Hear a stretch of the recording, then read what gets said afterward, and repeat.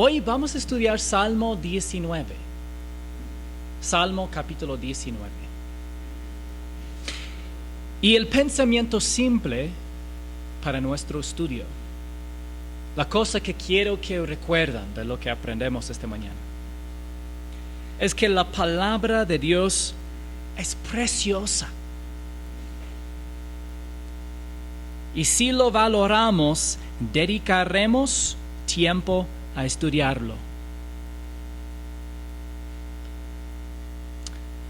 Este sábado comienza el desafío de la lectura de la Biblia de 2022. El desafío es leer la Biblia completa en un año calendario. Si todavía no tienes un calendario para hacer la lectura, tenemos ese calendario ahí en la mesa al lado de la salida y puedes coger cada persona que quiere hacer la lectura o puedes coger para cada pareja, pero si es que van a realmente realizar toda la lectura juntos.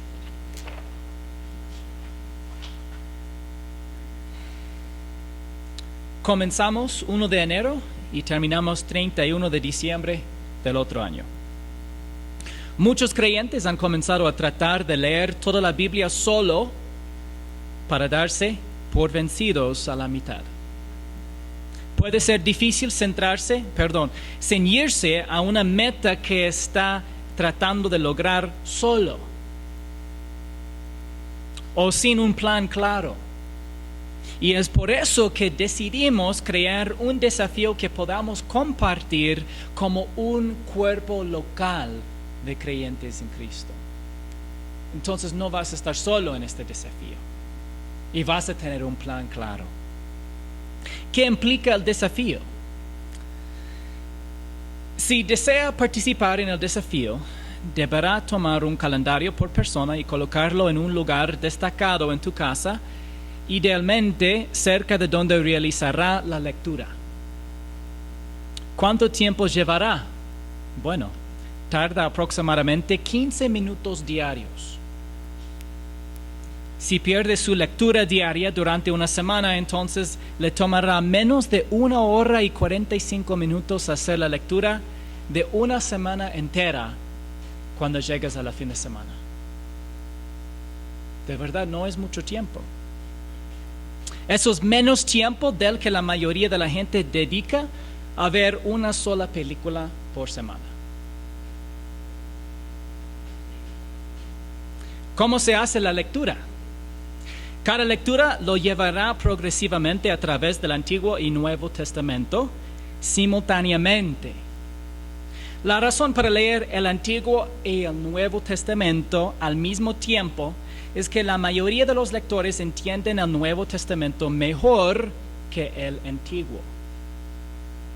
A menudo las personas se quedan estancadas en el Antiguo Testamento porque no lo entienden. Pero cuando lee ambos testamentos al mismo tiempo, hará que el proceso sea mucho más agradable. El sábado leerá los capítulos 1 al 3 de Génesis, o 1 al 2, perdón, y el capítulo 1 de Mateo, como puedes ver en la parte superior a la izquierda. Entonces el día sábado vas a sacar o vas a ya tener en la pared, tal vez al lado de la cama o al lado del lugar en la sala donde vas a realizar la lectura. Ahí está el afiche, tú lees en el afiche y ahí puedes leer Génesis 1 al 2. Ahí son capítulos 1 al 2 y Mateo 1. Esto es capítulo 1. Y vas a hacer esta lectura, Génesis 1 y 2 y Mateo 1. Y ahí puedes ya tachar en este cuadro que este día realizaste la lectura.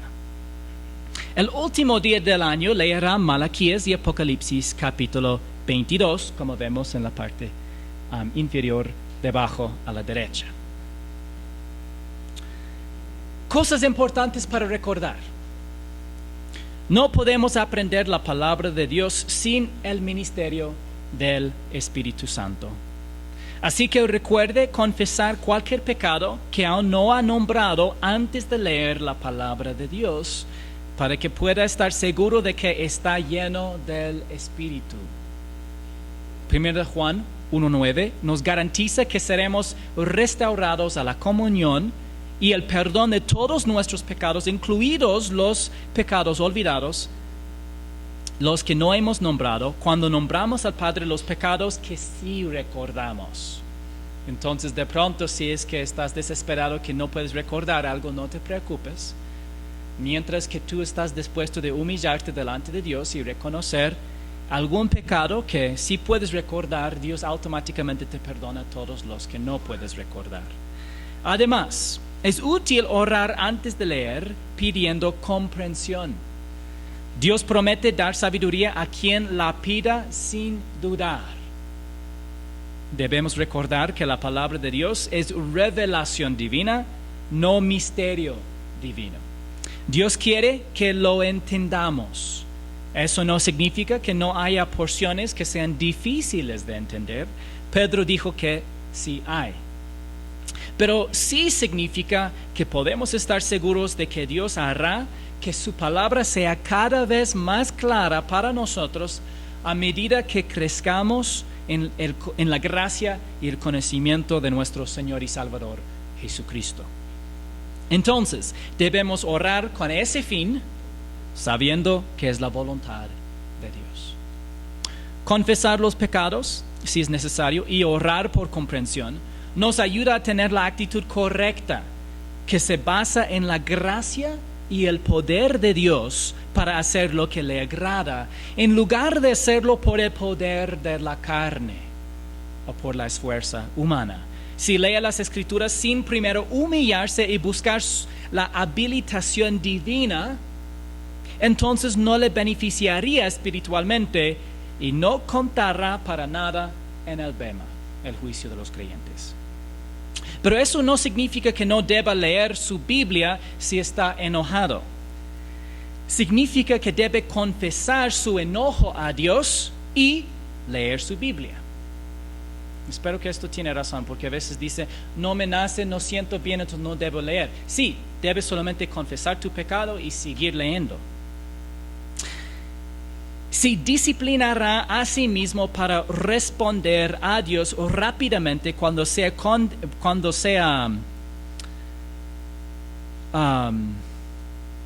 de pronto hallado en tu propio corazón reconociendo que no estás bien con Dios.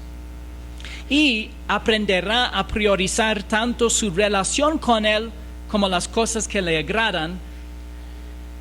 En este caso, aprenderá su palabra, poco a poco. Pero la pregunta ahora es, ¿por qué leer toda la Biblia en casa? ¿Por qué hacerlo? Bueno, esa es la pregunta que nuestro estudio de hoy busca responder. Entonces, por favor, abra sus Biblias conmigo en Salmo capítulo 19, verso 1. Antes de comenzar a leer, debemos hacer la pregunta, ¿quién escribió este salmo? La superíndice dice, para el director del coro, Salmo de David. David, un hombre conforme al corazón de Dios, escribió este salmo. Llevaba siempre la palabra de Dios en su corazón y por tanto en sus palabras, incluidas las que escribía en cánticos, hallaba la palabra de Dios. Escribió estas palabras: los cielos proclaman la gloria de Dios y el firmamento anuncia la obra de sus manos. Un día transmite el mensaje al otro día y una noche a la otra noche revela sabiduría. No hay mensaje, no hay palabras, no se oye su voz. Pero por toda la tierra salió su voz y hasta los confines del mundo sus palabras. En ellos Dios puso una tienda para el sol. El Salmo 19 presenta dos formas de revelación divina: la revelación general en la creación y la revelación escrita en la palabra de Dios. La totalidad de las Escrituras nos muestra que hay 4 tipos de revelación divina, o al menos hoy vamos a categorizar la revelación divina en 4. El primer tipo de revelación es la revelación general en la creación. No existe un verdadero ateo que no crea que Dios existe, aunque incluso en la antigüedad hubo ateos que se decían a sí mismos y a los demás que Dios no existe. Es una declaración, pero la verdad en el corazón del hombre sabe que existe Dios. El Salmo 19, 1 a 4 nos dice que los cielos, incluida la atmósfera y el espacio exterior, son un recordatorio constante de la gloria de Dios.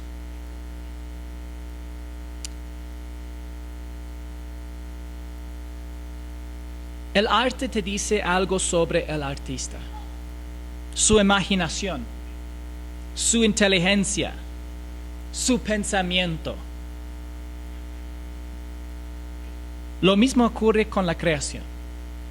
Incluso en su estado corrupto bajo la maldición, la creación nos habla de Dios. Aquel que creó un universo tan vasto debe ser infinito.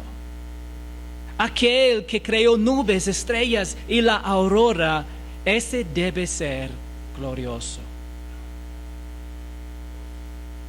Pero por toda la tierra salió su voz y hasta los confines del mundo sus palabras. No hay un rincón del mundo donde la creación no guíe al corazón humano a reconocer la existencia, la divinidad y la gloria del Creador. El segundo tipo de revelación es la revelación natural en la conciencia humana. Salomón, el hijo de David, escribió en Eclesiastes 3:11, Él ha hecho todo apropiado a su tiempo. También ha puesto la eternidad en sus corazones. Sin embargo, el hombre no descubre la obra que Dios ha hecho desde el principio hasta el fin.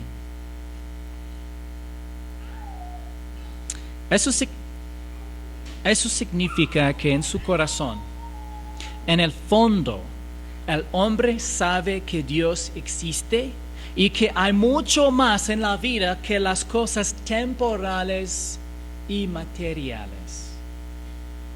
Es la razón que los hombres buscan respuestas más grandes de su existencia.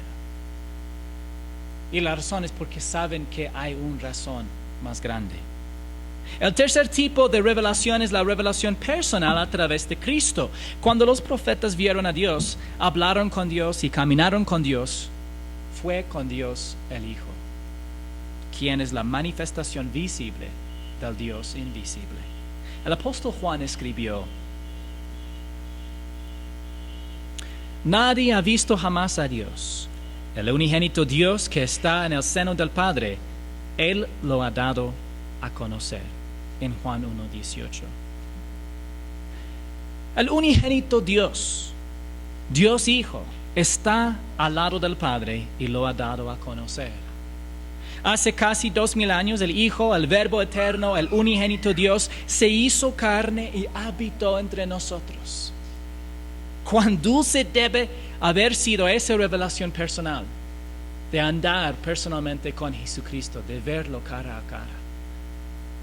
Esta revelación fue acompañada por una revelación especial a través de los milagros de Jesús, vista por las multitudes y trágicamente rechazada por la mayoría de su pueblo Israel. Finalmente, hay una revelación divina escrita o específica en las páginas de las Escrituras. Es decir, en la Biblia. En la Biblia. Como veremos en un momento, este es el tipo de revelación sobre la que David escribió más extensamente en Salmo 19. Pero comienza con la revelación divina general en la creación. Continuamos en Salmo 19, 4b al 6. En ellos Dios puso una tienda para el sol, y como un esposo que sale de su alcoba se regocija como hombre fuerte al recorrer su carrera. De un extremo de los cielos es su salida y su curso hasta el otro extremo de ellos, y no hay nada que se esconda de su calor. No es de extrañar que tantos grupos de personas en todo el mundo adoren al sol. Lamentablemente, cuando rechazan la revelación en su corazón de que el sol fue creado por alguien infinitamente más glorioso, entonces sus corazones se oscurecen. Dice en Romanos 1, 19 al 21, pero lo que se conoce acerca de Dios es evidente dentro de ellos, pues Dios se lo hizo evidente, porque desde la creación del mundo sus atributos invisibles, su eterno poder y divinidad se han visto con toda claridad, siendo entendidos por medio de lo creado, de manera que ellos no tienen excusa. Pues aunque conocían a Dios en la creación, que Dios existe,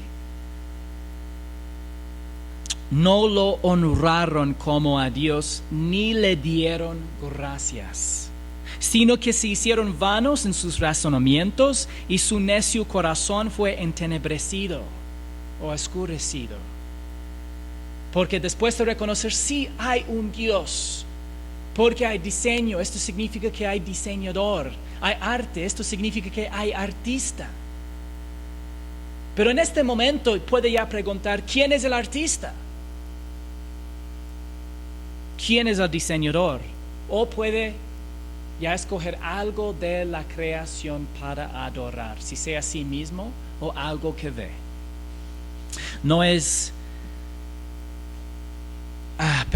Según el apóstol Pablo, toda persona que sea capaz de comprender la revelación general es responsable ante Dios.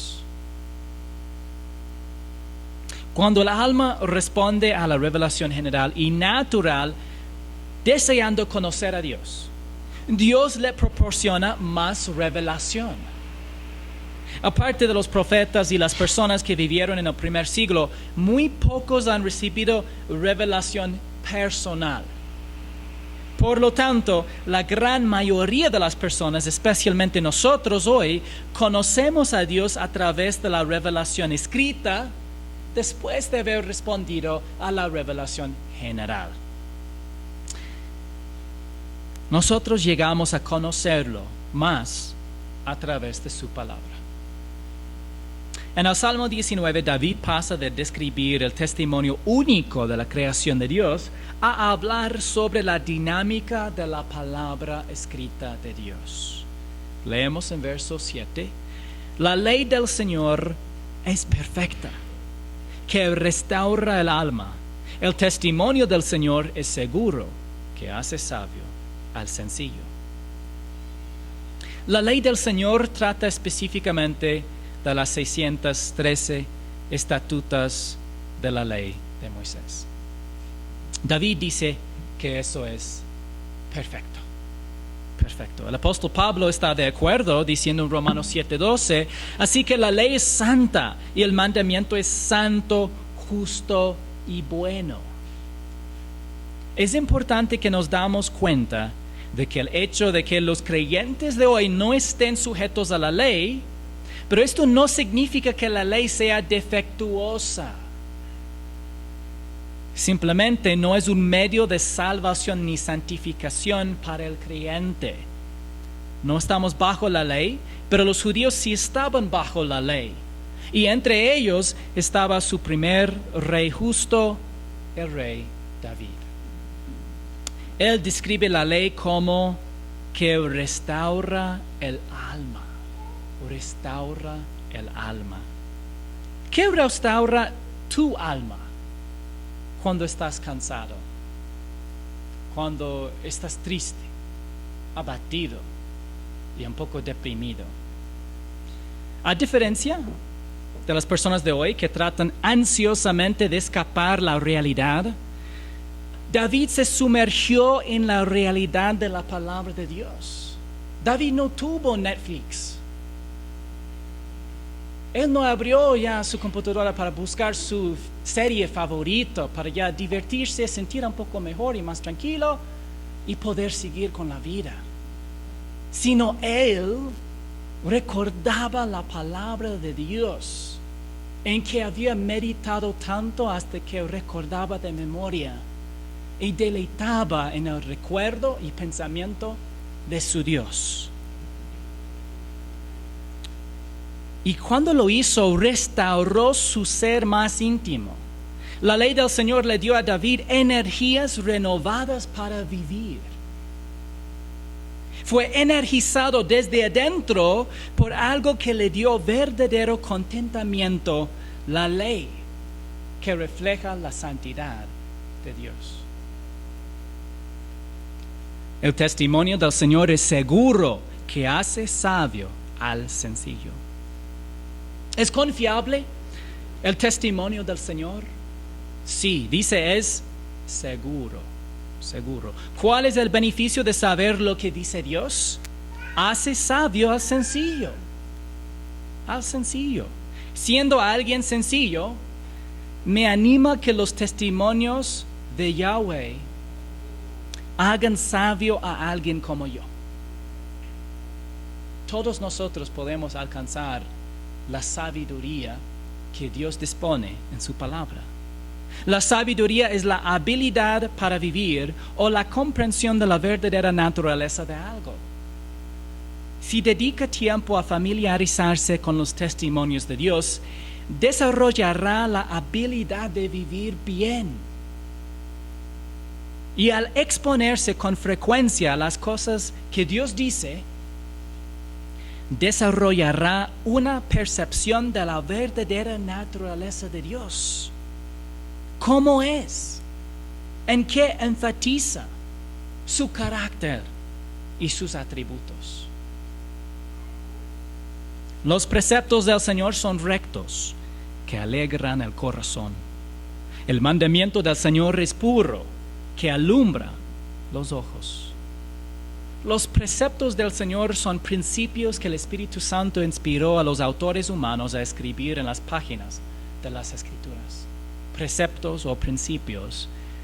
Hoy el mundo promueve muchos preceptos que están completamente equivocados, incluso malvados.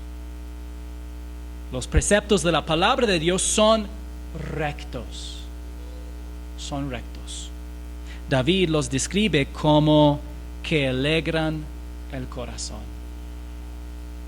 Podemos imaginar cómo afectaron la vida de David los preceptos de Dios, pero David no solo está escribiendo sobre cómo la palabra de Dios lo afecta personalmente, sino en general. Es cierto que los preceptos de la palabra de Dios alegran el corazón.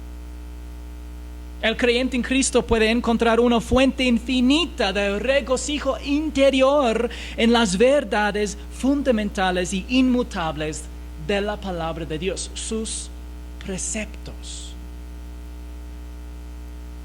El mandamiento del Señor es puro, que alumbra los ojos.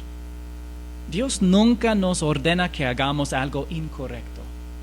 Y sus mandamientos dan perspicacia para la vida, como la nueva traducción al inglés traduce esa frase, dan perspicacia para la vida. Alumbra los ojos. El ojo es el principal medio de percepción humana. Iluminar los ojos es permitirles ver y percibir mejor las cosas. Los mandamientos de Dios nos ayudan a ver y percibir mejor lo que está bien y lo que está mal, lo que es valioso y sin valor en la vida. Es decir, visión o perspicacia para la vida. Cuando lees las Escrituras, el Espíritu comienza a moldear tu perspectiva y a través de ella te dota una nueva capacidad para percibir las realidades espirituales presentes. Ya puedes entender las cosas espirituales mejor. El temor del Señor es limpio, que permanece para siempre. Los juicios del Señor son verdaderos, todos ellos justos. El temor del Señor no es malo, es limpio. es apropiado.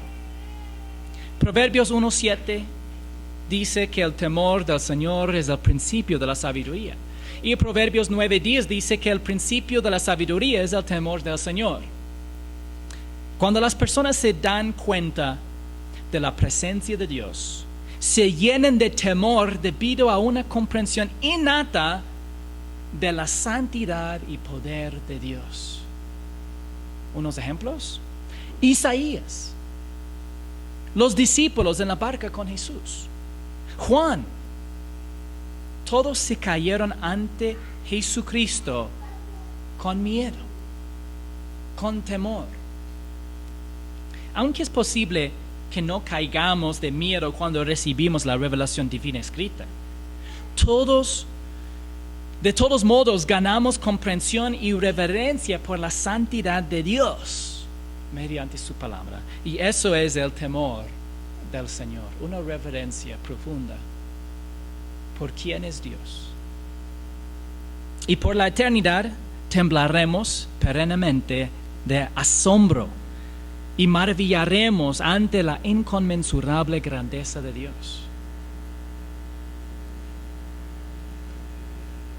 Los juicios del Señor son verdaderos, todos ellos justos. Ningún hombre vivió que gobernara o juzgara con perfecta justicia excepto el Señor Jesucristo. Solamente Jesucristo. Él es la verdad. Su palabra es verdad. Sus juicios son verdad. Y son completamente justos. No solo algunas de sus juicios son justas, sino todos ellos son justos. ¿Cuánto debemos valorar la palabra del Señor? Deseables más que el oro. Sí, más que mucho oro fino. La cosa más preciosa o deseable en el antiguo mundo fue oro fino, la cosa de más valor material. La palabra de Dios es más valiosa que millones de dólares. El tesoro perdido más valioso no equivale al valor de la palabra de Dios. Deseamos oro o las cosas que pueden comprar, pero deberíamos desear más la palabra de Dios. Jesús no solo predicó a los ricos, algo importante para todos nosotros de recordar. Los pobres estaban tan obsesionados con el dinero como los ricos. Estaban preocupados por sus necesidades diarias. Les preocupaba cómo iban a pagar sus deudas. Les preocupaba cómo poner comida en la mesa. Pero Jesús dijo que pusiéramos las prioridades espirituales incluso antes que la comida y la ropa. Leemos eso en Mateo capítulo 6. No deberíamos pensar que su enseñanza se aplica a todos excepto a nosotros, si sea rico o si sea pobre. La palabra de Dios, dijo Jesús, es más importante que toda cosa en esa vida. Deberíamos desear la palabra de Dios más que el oro y las cosas que el oro puede comprar. ¿Cuánto debemos disfrutar la palabra de Dios? Esto sí es también importante, porque más dulces que la miel y que el destilar del panal.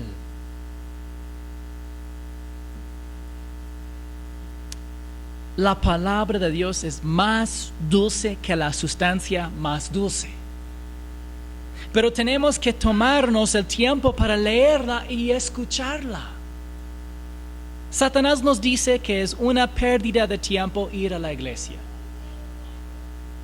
Nos dice que es mejor dormir hasta tarde o trabajar temprano o ir de excursión a algún lugar o jugar el fútbol. Cualquier otra cosa que ir a la iglesia. Te dice que no debes ser un hipócrita y ir a la iglesia aunque no te nazca. Él te dice que necesita limpiar su vida antes de poder irse. Pero todas estas son sus mentiras. Cuando finalmente te vas a la iglesia, te encuentras renovado y desafiado por la palabra de Dios.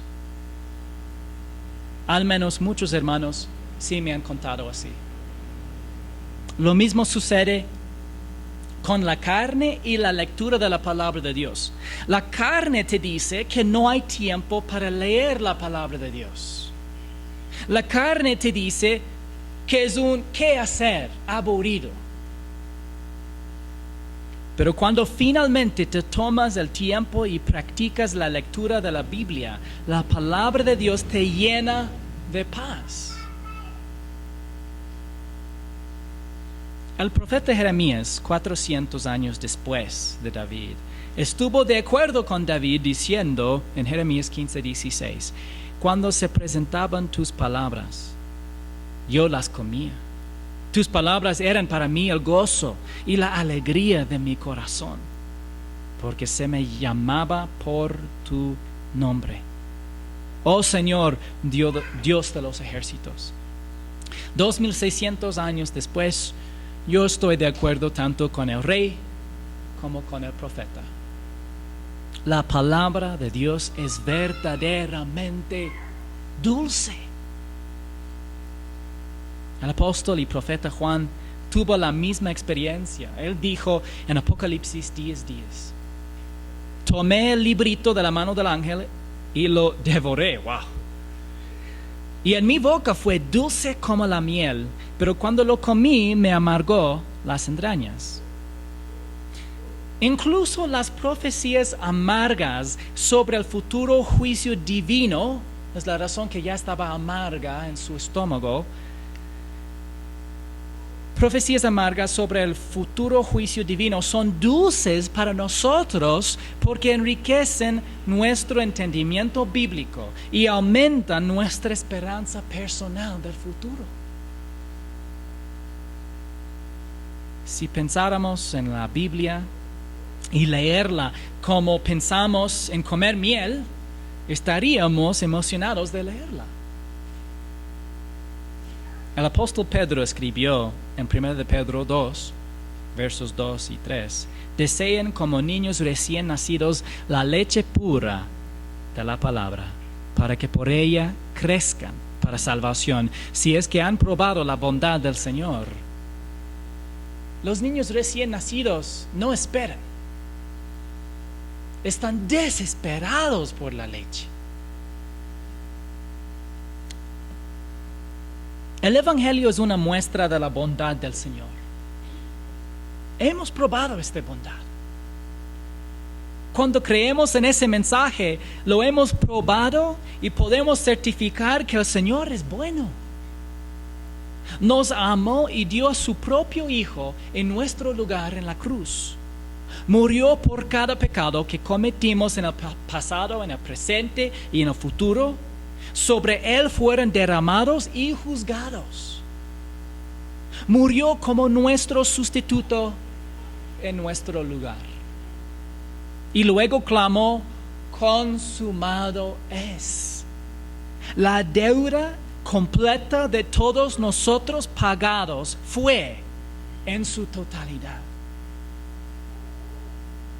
Se terminó en la cruz y no hay nada que podamos agregarle o quitarle.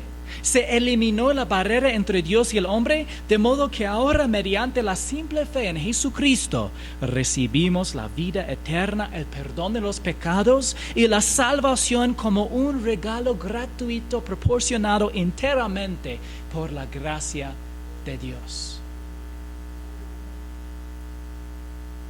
Podemos decir, eso es dulce.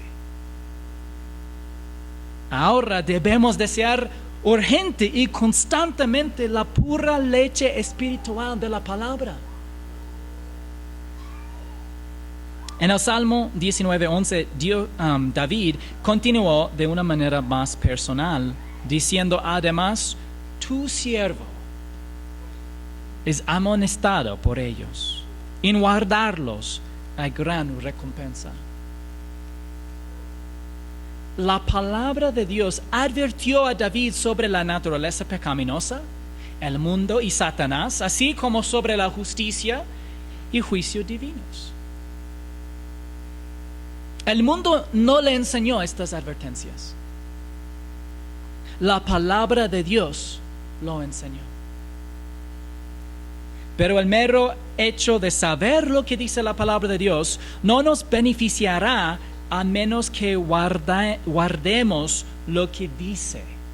El Señor mismo dijo: dichosos los que oyen la palabra de Dios y la guardan.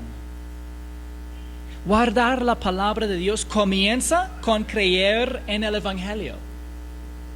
Si escuchas el Evangelio pero no lo obedeces, que llama a todas las personas a creer, entonces no te beneficia. Guardar la palabra de Dios continúa con los mandamientos de las Escrituras. Cuando los guardamos, hay tanto bendición como recompensa asociada con esos mandamientos.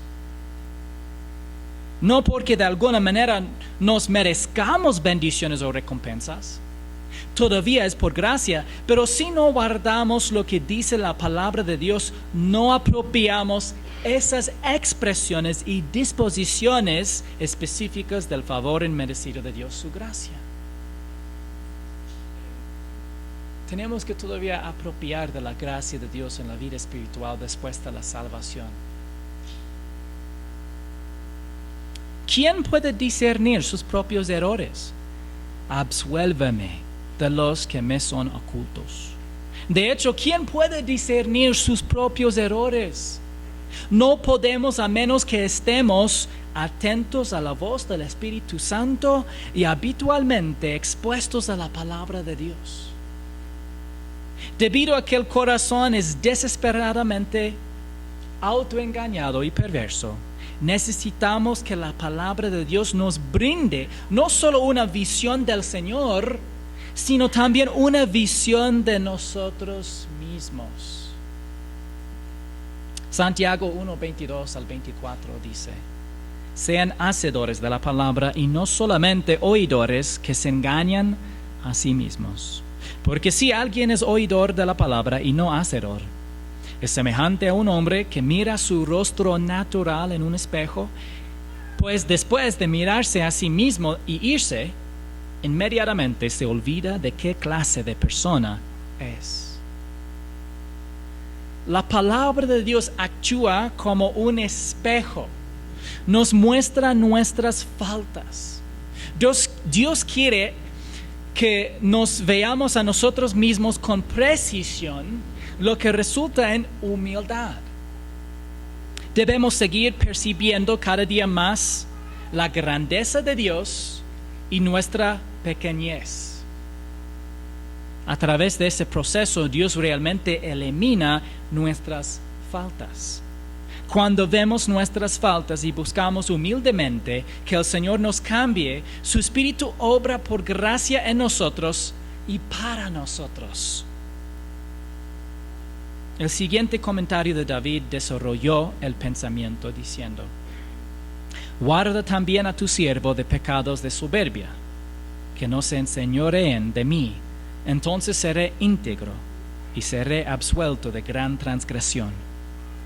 David no esperaba estar libre de pecado, pero le pidió a Dios que lo mantuviera alejado del orgullo, lo que conduce a una gran transgresión.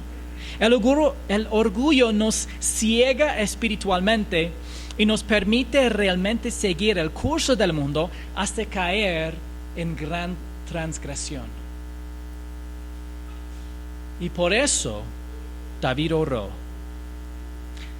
sean gratas las palabras de mi boca y la meditación de mi corazón delante de ti, oh Señor, roca mía y redentor mío. Estas dos cosas van juntas, tus palabras y tu corazón, porque tus palabras emanan de tu corazón. Lucas 6:45 dice, porque de la abundancia del corazón habla la boca, y Proverbios 4:23 dice, con toda diligencia guarda tu corazón, porque de él brotan los manantiales de la vida. Yahweh el Señor era la roca de David, su fundamento inamovible y seguro, su redentor, su comprador y libertador de la esclavitud. David quería que sus palabras y sus pensamientos más profundos fueran aceptables o agradables a los ojos de aquel que significaba más para él que cualquier otra persona en la vida. El Salvador de David se había vuelto tan importante para él porque pasó mucho tiempo conociéndolo en las Escrituras. También debemos desear que nuestras palabras y meditaciones sean aceptables para Jesucristo y el Padre. ¿Cuál es una forma segura de que las meditaciones de su corazón sean aceptables a los ojos de Dios? Medita en su palabra. ¿Qué significa meditar? ¿Qué significa meditar? Bueno, en las religiones orientales, la meditación es vaciar la mente y cesar el pensamiento. En la palabra de Dios, en cambio, la meditación es pensar profundamente en algo.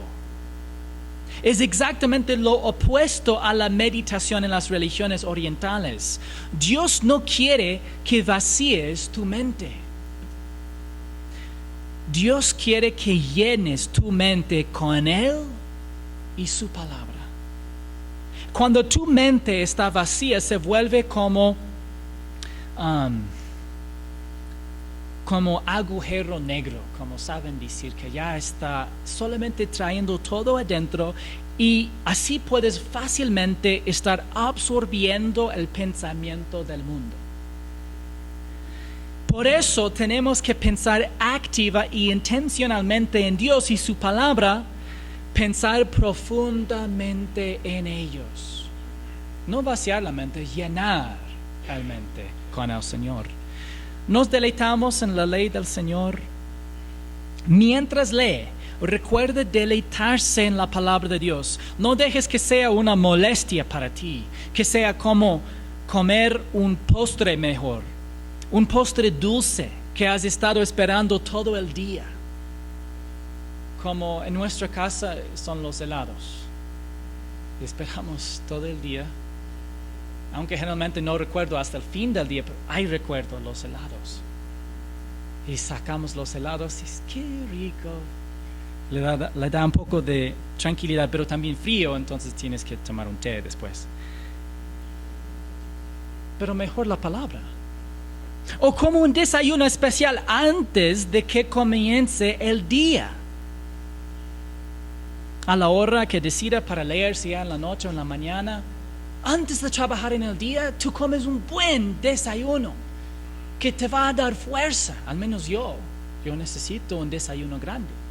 Y estoy ya preparado y listo. Mejor la palabra. O en el fin del día, un postre, pero mejor la palabra.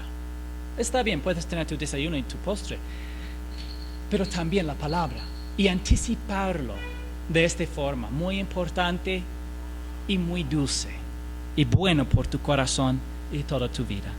Salmo 63, 5 al 8 dice, como con médula y grasa está saciada mi alma. Hablando de comida rica en el pensamiento judío. Y con labios jubilosos te alaba mi boca.